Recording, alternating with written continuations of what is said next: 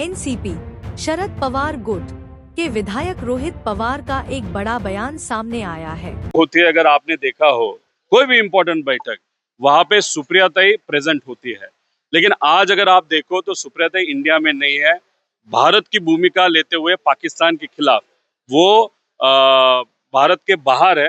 Government ने उनको request की थी और देश के लिए उन्होंने वो रिक्वेस्ट एक्सेप्ट करते हुए बहुत अलग अलग देशों में वहां पे रिप्रेजेंटेशन इंडिया का उन्होंने वहां पे किया है। और सुप्रियाताई वहां पे न होने के कारण शायद उस बैठक में सुप्रियाताई वहां पे नहीं गई थी, और वो इम्पोर्टेंट बैठक होने के कारण कोई और किसी को वहां पे भेजना शायद उचित वहां पे नहीं लगा होगा।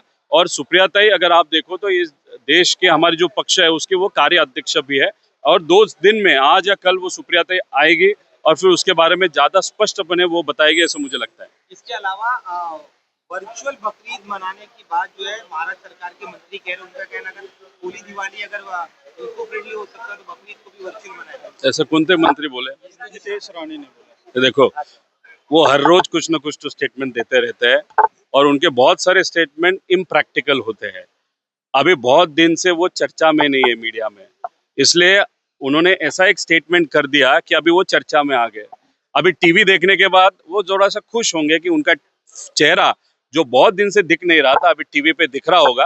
अभी वो 2-3 दिन में वो देख के खुश हो जाएंगे, 10 दिन कुछ नहीं बोलेंगे, वापस एक स्टेटमेंट करेंगे, वापस वो टीवी पे देखेंगे, वापस वो खुश होंगे। ये कंटिन्यू रहते रहेगा, इसलिए मीडिया ने भी सोचना चाहिए किसका स्टेटमेंट सीरियसली लेना है, किसका नहीं लेना। इसके अलावा आदित्य ठाकरे ने कहा है कि महाराष्ट्र को बचाने के लिए गैर महायुति की जितनी पार्टियां हैं वो अगर साथ आती हैं तो उनके साथ गठबंधन होगा। एक इशारा राज ठाकरे की तरफ था। और क्या आप लोग भी जो आगामी बीएमसी चुनाव में गठबंधन करना उनसे चाहेंगे? देखो, बम्बई में हम क्या किस तरीके से लड़ने वाले हुए मैं तो नहीं बता पाऊंगा क्योंकि मैं पदाधिकारी नहीं हूँ, लेकिन अगर आदित्य ठाकरे जी बताते वक्त राज ठाकरे जी के बारे में वो बात कर रहे थे, ये देखो राजनीति बाजू को रखता है या पॉलिटिक्स बाजू को रखता है, अगर फैमिली की बात करें या भारतीय संस्कृति की बात करें या महाराष्ट्र की परंपरा की बात करें, तो कोई भी व्यक्ति को लगेगा कि फैमिली इकट्ठा आनी चाहिए, साथ में रहनी चाहिए। अगर आप ठाकरे परिवार के बारे में बात करो तो बहुत सालों से उनके फैमिली में एक अलग तरीके की कटुता थी। अभी वो कटुता अगर दूर हो रही है तो उसका स्वागत करना चाहिए। अभी पॉलिटिकली उसके क्या इम्प्लीकेशंस रहेंगे, जब ये बम्बई का इलेक्शन होगा वहां पे कैसे उनका गठबंधन रहेगा वो मैं तो नहीं बता सकूंगा। परिवार की भी कटुता कम होनी चाहिए। देखो, परिवार करके अगर आप बात करें तो वो कटुता हमने नहीं रखी, क्योंकि महाराष्ट्र परंपरा और देश की जो भारतीय संस्कृति है वो हमारे ब्लड में है। जब भी एक आध परिवार का विषय होता है तो हम साथ में आना वो हमारी परंपरा है। लेकिन पॉलिटिकली हम 2 अलग विचार के अभी पक्ष हो गए। अभी 2 अलग विचार के बारे में अगर आप बात कर दी तो उसके बारे में आगे साथ में ये पक्ष आना चाहिए कि नहीं चाहिए वो तो हम नहीं बता सकेंगे। हम हमारे पवार साहब जो नेता है वो उस बारे में स्पष्टपने बता सकते हैं, और दूसरे पक्ष के जो नेता है अजित दादा उस बारे में वो स्पष्टपने बता सकते हैं, मैं तो नहीं बता पाऊंगा।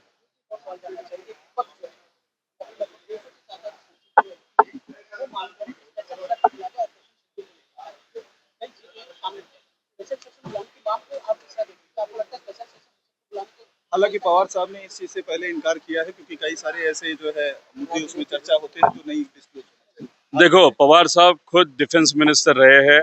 डिफेंस मिनिस्ट्री कैसे चलती है, वहाँ पे कौन से इम्पोर्टेंट विषय होते हैं, कोई बहुत सारे सीक्रेट्स होते हैं, ये आदरणीय पवार साहब को वहाँ पे मालूम है। जो इंडिया ब्लॉक से चर्चा हो रही है शायद वो चर्चा इस बारे में हो रही है कि इंटेलिजेंस फेलियर हुआ नहीं हुआ, या जो आर्मी ने जिस तरीके से और सब डिफेंस फोर्सेस है जैसे एयरफोर्स है, नेवी है, आर्मी है, इन तीनों जो फोर्सेस है उन्होंने जो अच्छा काम किया उसके बारे में अच्छी चर्चा हो, उनका स्वागत वहाँ पे करो, और जो लोग हुतात्मा हुए उनका अभिवादन वहाँ पे हो, उन्होंने जो देश के लिए अपनी जान दी उसके बारे में चर्चा हो, लोगों के सामने हुआ है।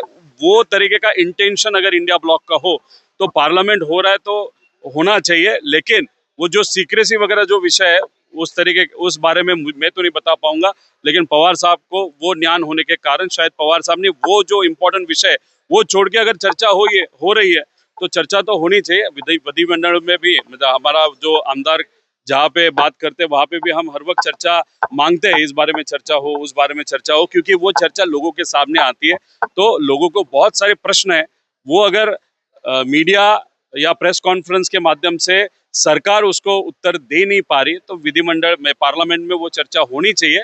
लेकिन सीक्रेट जो विषय होते हैं या जो देश के लिए बहुत इंपॉर्टेंट होते हैं, वो थोड़ा सा अलग क्लोज डोर मीटिंग में विपक्ष के साथ भी चर्चा होनी चाहिए, ऐसे मुझे लगता है।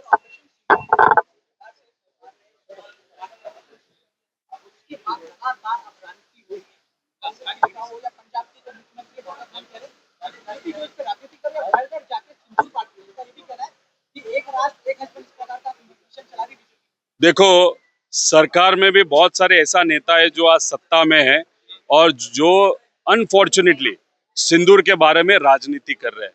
उन्होंने राजनीति नहीं करनी चाहिए।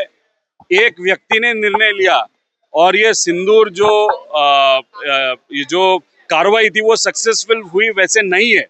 आप अगर नेता हो, आप बड़ा नेता हो, आप सत्ता में हो और आपने निर्णय लिया, वैसा नहीं होता। उसमें बहुत अलग कैलकुलेशंस होती है जो डिफेंस फोर्सेस के माध्यम से की जाती है। जो भी क्रेडिट देना है सिर्फ और सिर्फ डिफेंस फोर्सेस को देना चाहिए, जो आर्मी के लोग हैं, नेवी के लोग हैं और एयरफोर्स के लोग हैं। लेकिन जिस तरीके की टीवी पे हम भाषणें देखती है, सत्ता में लोग हैं, वो तो ऐसा कह रहे हैं कि उन्होंने सब कुछ किया है, वैसे तो नहीं होता।